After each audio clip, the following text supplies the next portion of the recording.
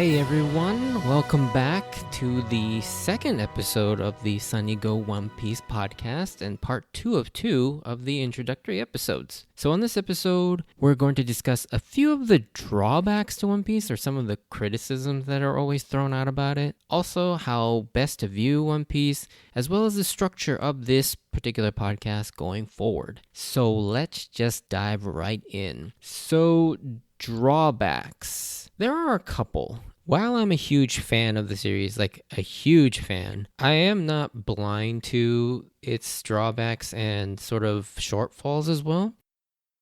So let's talk about those. First of all, is it too long? This is the biggest complaint by far that I hear, and it's a huge barrier to entry. While that is true, at the time of this recording, the manga is on chapter 985, I believe, and the anime is on episode 933. That is a lot. But what I would argue is that if it's entertaining, why would you want it to be short? The only reason why it's ill-advised to have a story go on for that long is that it gets stale or the scaling of the story gets too unmanageable. But One Piece doesn't run into either of these issues. I've never once thought that One Piece was boring or had grown to be ridiculous even by its own standards. And there are two specific reasons for why it's so good at avoiding these issues despite its length. And they're actually inherently built into the structure of the narrative, which is pretty genius, to be honest, because a lot of other long-running manga or anime series can't use this structure. And I'll explain that here.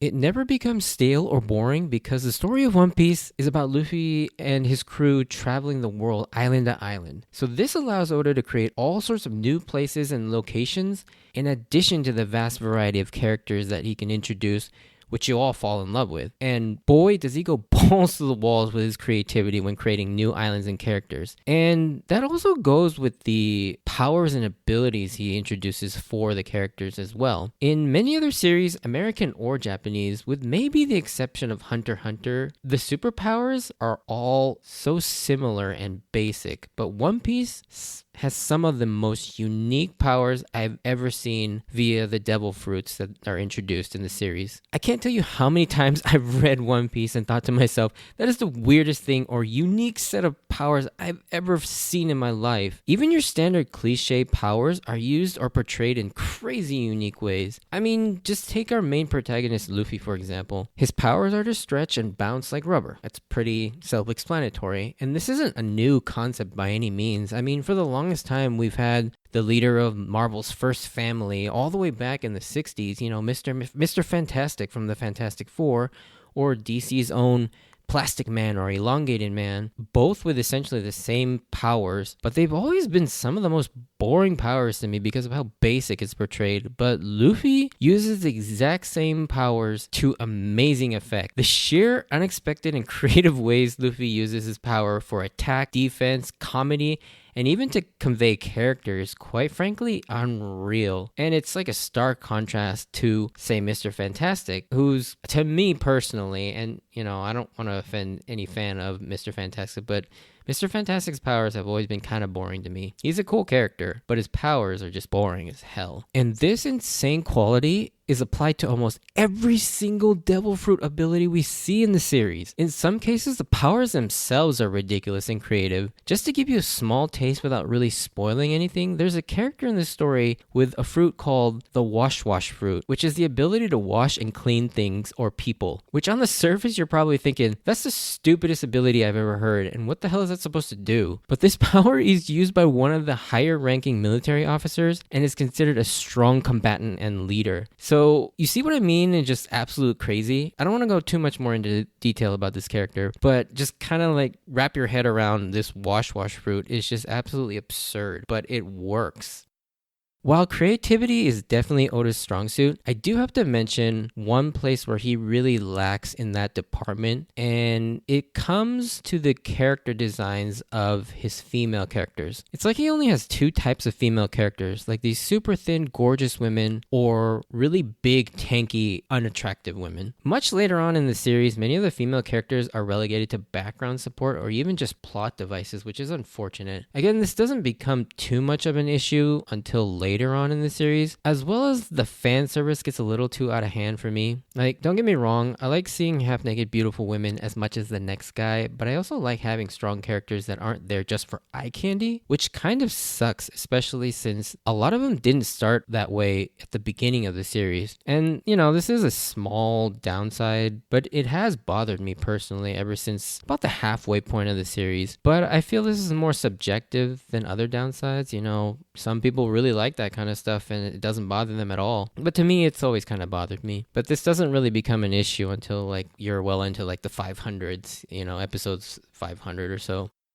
Also, another point related to this that I and a few other fans have had problems with is some of the more perverted humor that is integrated into a few characters. That always kind of bothered me personally. I mean, I guess when I was younger, it didn't, no, even back then it bothered me too. I don't want to get into too many spoilers here, and I'll explore these issues more when they actually do appear in the series, but there are some problematic aspects that are played for laughs but don't really sit well with me. They're pretty few and far between, and it doesn't really distract from the immense good that One Piece has to offer. But I do feel, in order to be kind of an objective overview of the series and an introduction, I should mention it. So yeah, I just wanted to bring that up.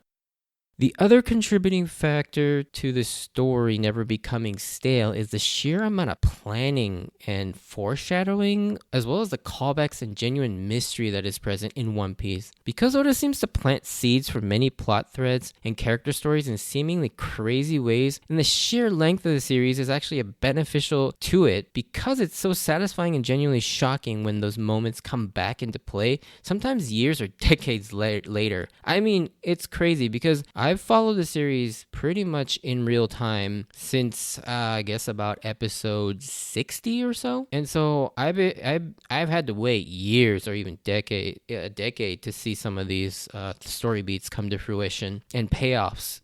The way I see it, it's not a race. There's no rush to finish or catch up. And I say start watching it and enjoy the ride. At this point, the act of watching the series has become kind of an allegory for the journey and searching of the One Piece, which is kind of funny.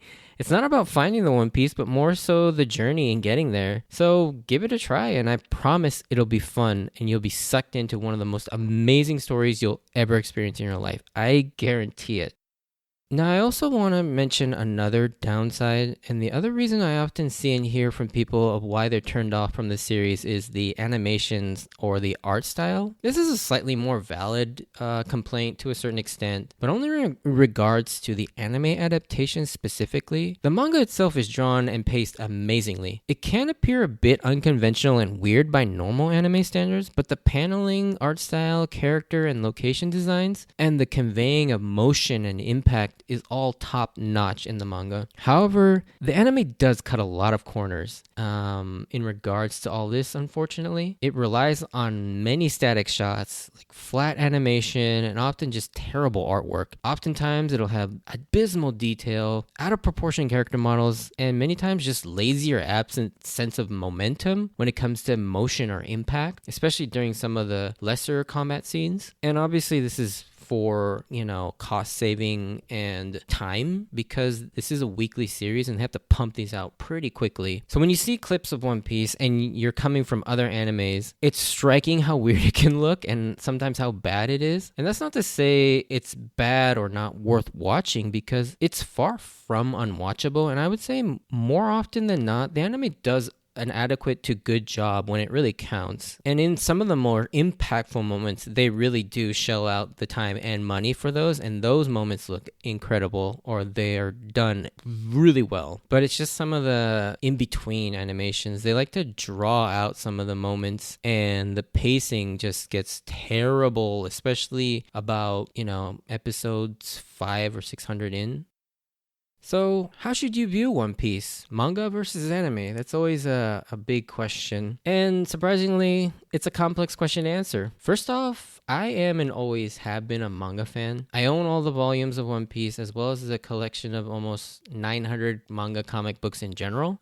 So I do really like them. I do feel the manga is the purest way to experience the story. It is directly from the author, Eiichiro Oda's vision, and his creative choices are reflected in those. It's often much better paced. For one, because you control the pacing. You can read as fast or slow as you want. But it's also just paneling is just much better. And it has a lot more detail and nuanced drawings. It has all the authorial intent preserved when it comes to subtleties of the way things are framed, and it will do a better job of drawing your eyes and emphasizing more important aspects of the story. Whereas sometimes the anime just kind of has to fit everything into the same frame. You know, everything's in a 16:9 or a 4:3 box. He also often hides small details too in his drawings that may or may not come back to be important clues later on, or foreshadowing moments. Also, he likes to hide little gags and jokes too. And I'll get into that when those start popping up in the episode reviews. Now, the case for anime is obviously you get to see everything in full color, full motion with voice acting and music. I've seen the entire anime series with the exception of the most recent arc. I'm kind of waiting for that to end before I just binge watch it. The music is actually really good with a full orchestral score most of the time to great effect for many of its most emotional moments and even just like its lighthearted moments as well. Plus, those amazing sweet opening theme songs you get as well as the ending themes are all great to listen to and sing along as well. I almost never skip the opening themes to One Piece, and I still listen to them to this day. And I may do a ranking episode or an episode ranking all those, but that's for another time. The voice acting is the other big advantage of the anime. I can't really speak to the voice acting of the English dub, but I'm never really a fan of dubs, so I'm not really going to talk about that. However, the original Japanese voice actors are nothing short of perfection. Oh my gosh, they are so good. The voice acting is just absolutely amazing. I honestly can't imagine anyone aside from Tanaka Mayumi playing Luffy,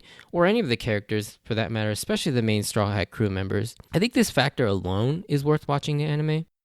So yeah, with the benefits and drawbacks of each one, which one is the best way to experience it? The way I see it, I think the anime is fine until about halfway through the series, till about episode 516. It's easy to watch. The pacing is decent, the animation quality is a bit all over the place, but not terrible. However, beyond 516, the anime gets significantly worse when it comes to pacing and animation, almost to the point where even I have a difficult time watching it because it drags so damn much. But at that point, I personally recommend swapping over and reading it, starting from chapter 600 or so. I mean, that's totally up to you. The anime is still fine, and right now it's actually starting to get better. So yeah, I mean, I think both are perfectly fine as is. I think if you're going to start off, the anime is a good way to sort of dip your feet in there, just because it's way more accessible.